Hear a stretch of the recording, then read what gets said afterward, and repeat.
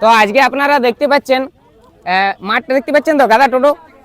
তো আপনারা ভাবছেন যে এইখানে একটা টোটো দৌড়ের প্রতিযোগিতা হচ্ছে, যে টোটো দৌড় হবে, টোটো ছুট হবে, সেরকম প্রতিযোগিতা, কিন্তু সেরকমটা কিছু নয়। আমাদের টোটোওয়ালাদের কিছু দাবি আছে, যদিও আপনারা ভিডিও ইয়ার আগে সোশ্যাল মিডিয়াতে পাই গেছেন। তো আজকে আমাদের কমলপুরে একটা টোটোর মিছিল হয়েছে। তো এই ব্যাপারটা কি ব্যাপার, কি বৃত্তান্ত, কি সিদ্ধান্ত, সেইটা টোটোওয়ালাদের কাছ থেকেই জানবো। এক মিনিট বলি, আজকের এই ভিড়ের কারণ কি? এই যে টোটোগুলো সবাই একসাথে লাইন দিয়ে দাঁড় করাই দিয়েছে, কি কোনো প্রতিযোগিতা হবে নাকি? কি বেটা আমরা 18,000 10,000 দিতে পারবো না, তার জন্য রেজিস্ট্রি ফি দিতে পারবো না, তার জন্য 18,000 10,000 মানে বুঝলাম না ব্যাপারটা। মানে যে রেজিস্ট্রি ফি বলছে 2 বছর পর নতুন করে গাড়ি নিতে বলছে, আমরা পারবো না, আমাদের দ্বারা সম্ভব নয়, আমাদের কাজ। আচ্ছা, ব্যাপারটা কি বলছে? রেজিস্ট্রেশন মানে কি বলছে জিনিসটা? মানে যেমন গাড়ির রেজিস্ট্রেশন হয় সেরকম যেমন কাগজপত্র এইসবের ব্যাপারে। আচ্ছা, টোটোরও সেরকম রেজিস্ট্রেশন হবে? রেজিস্ট্রেশন করতে বলছে আমাদের। আচ্ছা, সেটা বছরে কত টাকা লাগবে? বলছে নাকি 18,000। তাহলে অত টাকা তোমাদের অত টাকা না, আমার সময় দেওয়া সম্ভব, আমাদের খাটে খাওয়া আমার সমাজে দেওয়া সম্ভব নয়। মানে টোটোওয়ালা কি একটা টোটো কিনেছে সংসার চালাবার জন্য, তাই তো? হ্যাঁ, একদম একদম। নাইলে তো সে বড় গাড়িই কিনে নিত। তাহলে টোটোওয়ালাকে ব্যবসায়ী বলা চলবে না, সেটাই দাবি তো? টোটোওয়ালা নিজের সংসার চালাবার জন্য একটি টোটো কষ্ট মষ্ট করে কিস্তিতে কিনেছে, আবার নিজের সংসারটি চালাচ্ছে। এক তো আমাদের রাজ্যে কাজ নেই, তাহলে পর্যায়ী শ্রমিক হয়ে যাচ্ছে সবাই, বাইরে কাজ করতে যেতে হচ্ছে। এবার বউ ছেলের কারো রোগ বাগ হলে তখন আরো ছুটি আসতে হচ্ছে, কোম্পানি থেকে ছুটি পাওয়া যাচ্ছে না। সেই জ্বালাতে তোমরা টোটো কিনেছো, টোটো কিনে ঘরটি চালাচ্ছ টুকটাক করে। এবারে তোমাদের রাজ্য সরকার দাবি করে দিয়েছে যে রেজিস্ট্রেশন করতে হবে, সেটি বছরে তোমাদের অনেক টাকা লাগিয়ে যাবে, সেই টাকাটি তোমরা দিতে লাগবে, সেটাই ধর্মঘট, তাই তো? একদম একদম। টোটো তো শুনেছি ইলেকট্রিক হয়, টোটো তো কোনো পলিউশন নাই। হ্যাঁ, না কোনো ধোঁয়া নাই, কোনো কিছু নাই। তার বিল আছে, কেরিং খরচ আছে। আচ্ছা, ঘরে সংসার পেট চালানো আছে। আচ্ছা, কোনো ইয়া নাই, লোন নিয়ে টাকা গাড়ি কিনেছি, সে লোন শোধ হয় না, তাহলে আপনাকে 10,000 দেবো না, আমি লোন শোধ করবো না, সংসার চালাবো। সেটাই হচ্ছে ব্যাপার। আবার বলতে চাইছে যে 2 বছর পরে তোমার গাড়ি ফেলে দিতে হবে। সেই গাড়ি 2 বছর পরে আমার গাড়িটা কে নিবে, আর 2 বছর পরে আমি কোথায় টাকা পাবো আবার কিনতে? 2 বছর পর গাড়ি ফেলে দিতে হবে মানে বুঝে লাগলো? বাতিল করে দাও, বাতিল চেঞ্জ করতে বলছে। ওই গাড়ি বাতিল করতে হবে। আর 17,000 টাকা দিয়ে যে আমরা করছি, সেটা 2 বছরের জন্য, চিরস্থায়ী নয়। 2 বছরে 17,000 টাকা লাগবে? 17,000 টাকা বলছে লাগবে। 2 বছর পর গাড়িটা বলছে পাল্টাতে হবে, ওই গাড়ি আর চলবে না, নতুন ভাবে গাড়ি নিতে হবে। আচ্ছা, কিন্তু টোটোতে তো কোনো পলিউশন নাই, কেন চেঞ্জ করব? পলিউশন নেই, এটা রাজ্য সরকার বলছে। টোটোর তো কোনো ধোঁয়ার সিস্টেম নাই, যে ধোঁয়া হয়ে পরিবেশ দূষণ হচ্ছে, সেসব তো কোনো সিস্টেম নাই।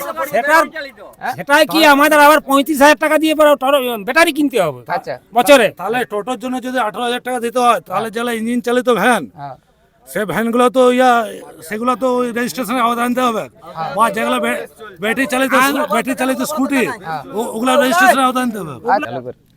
আমাদেরকে মিনিমাম 10 থেকে 12,000 টাকা কাজ দাও, আমরা ছেড়ে দিচ্ছি। আমরা টোটো চালাবো না। আচ্ছা, আমরা টোটো চালাবো না, টোটো রোজগার নাই। মানে রাজ্য সরকার আমাদেরকে থেকে যদি 10-12,000 টাকার কাজ দিতে দেয়, তাহলে আপনাদের বক্তব্য আজ থেকে 10 বছর কোনো চাকরি নেই।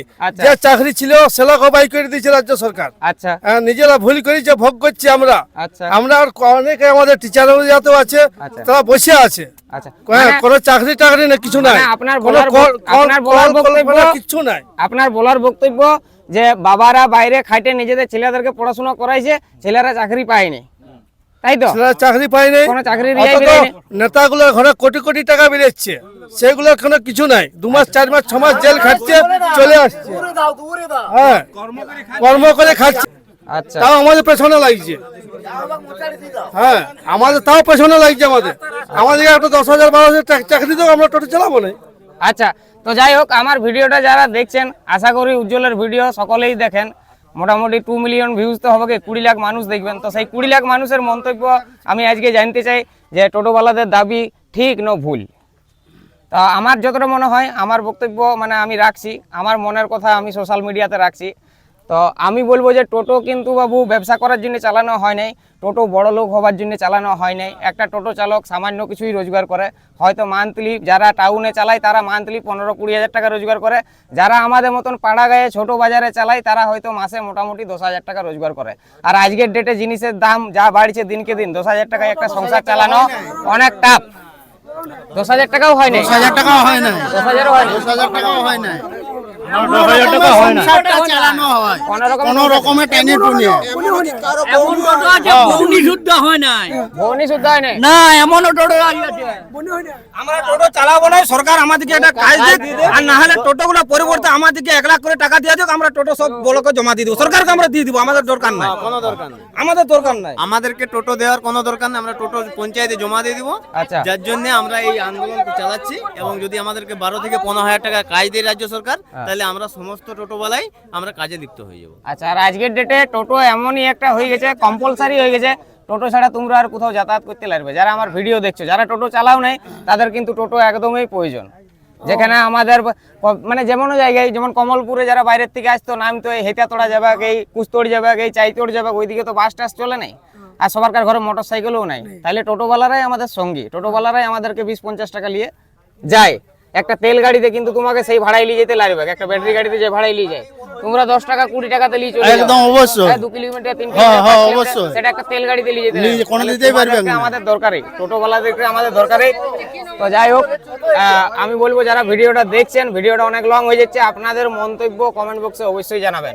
তো আজকের ভিডিওটা এখানে শেষ করে দিলাম। সকলে ভালো থাকবেন, সুস্থ থাকবেন, হাসি খুশি থাকবেন, আর সকলকে হাসি খুশি থাকতে দিবেন, সেটাই চাইবো এই ভিডিওর মাধ্যমে। জিন্দাবাদ।